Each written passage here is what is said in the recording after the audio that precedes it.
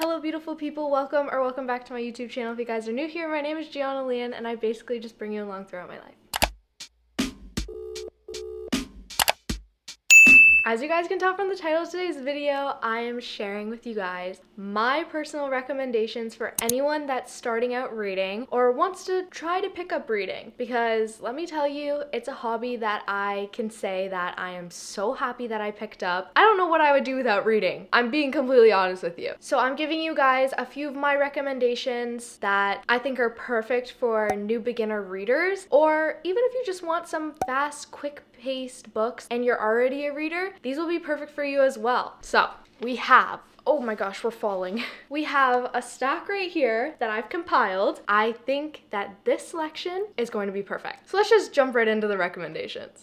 So the first book that I wanted to start with was Better Than the Movies by Lynn Painter. Now, with everything in the book community, we all know that this book is pretty popular. It's definitely a known one, but I'm here to tell you that it's worth it. This book is one of those like cringy rom-com novels, but it's not to the point where it's like super annoying, because I actually really enjoyed this. I flew through it, and the whole time I was just kicking my feet like a little girl, literally laughing my head off, and my heart just felt so warm when I was reading this. But for this one, we have a childhood friends to lovers trope, which is one of my favorites. It's become one of my favorite tropes. And there's just so much back and forth in this book and so much angst almost. Is that even a word? I don't think that's a word. We have our two main characters that are childhood best friends. They grew up literal enemies and they go through like so many like revenges. Liz Buxbaum and Wes Bennett. They are the dream couple. I literally love them. Liz has had this crush on this boy forever, and this crush's best friend is Wes. So Liz thinks that she can use Wes to her advantage and basically help her get Michael to notice her, like the forever crush. And so then they basically tag team to like try to get Michael to like Liz, and then a whole bunch of things happen. It's so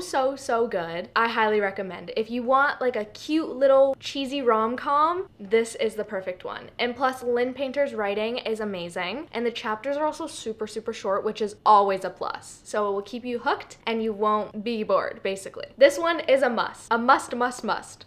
Next, we have The Midnight Library by Matt Haig. This one is a super short book, and it flies by so quickly, so I thought that it would be perfect for new readers because it's short and to the point. Not only that, but this book also isn't just a regular fictional book. It actually taught me a lot of lessons in my real life, which is really interesting to see from a real book, so you actually feel like you take something out of it and you actually like learned a lot. But basically, this book is about a fictional library, basically. That's basically the setting that surrounds the book. But we have our main character, Nora Seed, and she's struggling mentally. She makes a really big decision in her life that she no longer really wants to be here anymore. So when she takes that attempt to not be here anymore, she gets transferred into this mystical library that's filled with all of the choices that she could have made in her life. So each book from the library is a choice that she could have made and how her life would have been if she made that choice. So from the jump, I thought that that was so cool because I've never read or seen a book like that before. The whole plot of the book is just crazy and kind of catches your eye right away. Throughout the book, you learn so many things. It's super funny and it's just something that you've never really heard or read before. So this is definitely a book that I recommend to people that doesn't want a book that is like every other book. Okay, so next I have a trilogy. You guys probably know what trilogy this is. I have the Summer I Turned Pretty trilogy series by Jenny Han. So this series right here, I am not that big of a series reader. I will completely say that to you guys now, but this is a series that I'm super happy that I picked up. These books are definitely YA. They are definitely on the younger age range, but I feel like that's perfect because it doesn't take a lot of brain power to read these. And let me tell you how fast I flew through these. This one I read in a day because I just enjoyed it so much and there was so much going on and it was just so cute. I was able to just fly through it with no time. I highly recommend this series. There's actually a TV series that came out after these books. I'm pretty sure it's on Amazon Prime. If you are interested in watching that, I would read the books first because you always read the books first. So this trilogy is kind of childhood friends to lovers trope, but like with so many more twists because we basically have Belly and her family. And then we have Jeremiah and Conrad, their brothers, and their family. And these two families have known each other their whole lives. They go up to the same cottage every single summer, and they spend the whole summer there. And so this has been like a childhood thing for their whole entire lives, so they're super, super close. But once Belly hits the summer she turns pretty, she gets noticed by the brothers, and basically romance just sprouts from there. We have a lot of drama throughout 3 of the books because it is a 3-part series, but yeah, it's super good. It keeps you on the edge of your feet. It's super funny, and they're all super, super short books, so you'll fly through all of them so quickly. I just really, really enjoy this series. It definitely stays close to my heart, and I had an amazing time reading them. The next book I have is Nothing But the Truth by Holly James. This one I read not too long ago, and again, it's super, super short. I flew through this book, but this is also one of those books that I've never really read before. I actually mentioned this in my November-December wrap-up, which you guys can go watch up there, but I really, really enjoyed this book. It's not super known, which is why I kind of wanted to include this in this video, because obviously I recommend a lot of the popular books on Book Talk and BookTube and stuff like that, but I wanted to include some of the underrated ones too. So this one, we basically have our main character Lucy, and she wants to have the perfect 30th birthday. She is supposed to meet her boyfriend at a bar, but she gets stood up on her birthday, which sucks, right? So then she tries to make the most out of her birthday, and she wishes over a cocktail that she's gonna have the perfect day. And when she wakes up the next morning on her birthday, she realizes that she can't tell a lie. Like, she can't lie to anyone. No matter what she tries or does, she just can't lie. She can only tell the truth, and a lot of things unfold. A lot of things are said, and a lot of things are damaged. It's a crazy ride. With the length of the book, this book goes so fast. I can't snap. It's perfect for a quick read, a little tiny romance going on, and just something new, because it's super unrealistic considering the plot of the book, but that doesn't take away from how fun this book is and how you actually do learn a few lessons, life lessons in this book about just like telling the truth is always better. Everything happens for a reason, and everything's gonna work itself out for a reason. I really recommend this book. It was super fun and super good. Next, we have a book from a very, very, very liked author. It is Regretting You by Colleen Hoover. I feel like this is one of Colleen's more underrated books, but this was the first Colleen Hoover book that I picked up, and I actually enjoyed it pretty well. I recommend this for new readers, or just if you want like a fast book in general, because it's not super, super romance heavy, but it has a lot of found family in it, which I personally love, and I feel like is something that a lot of readers love. But basically, this follows kind of like a mother-daughter relationship, which is close to my heart because my mom and I are best friends. Like, my mom's my ride or die. So that's why I picked up this book. There's a lot of family drama that goes into this book, and a lot of trying to fix issues that are very relatable to a lot of people. People reading this book will definitely be able to connect to the characters. They'll be able to connect to the situations. Like, it's a very good book if you want a book that is kind of relatable. I definitely recommend this if you want to pick up a super cute little read with a lot of drama in it, because this book is drama packed, let me tell you that. Next, I have A Good Girl's Guide to Murder by Holly Jackson. This is the first book out of the 2 other books in the series, which are these ones. I still have not read the rest of the series, but this one I can tell you that I recommend 100%. Once again, all these books are pretty short, so they go really, really fast, but this one specifically, it's a YA murder mystery thriller, basically. This one goes fast, let me just tell you that. But if you don't know what this book is about, we basically follow Pip. She's assigned like a last year project, and because she's into crime and stuff like that, she basically brings back up a case that happened years ago where one of her classmates actually passed away, and the case was basically closed because they said that the boyfriend did it, but Pippa feels like he didn't do it, so she wants to take on this case, and let's just say it goes a lot farther than she thinks, and a school project turns into a full investigation that she is trying to solve, and a lot of things go down. It had me on the edge of my seat the whole time. It's super fast paced. There's a little subplot of romance in it as well, which I super, super, super enjoyed,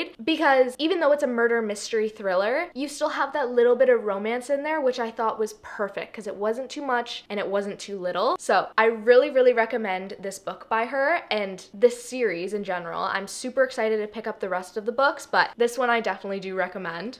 Next I have It's Kind of a Funny Story by Ned Vizzini.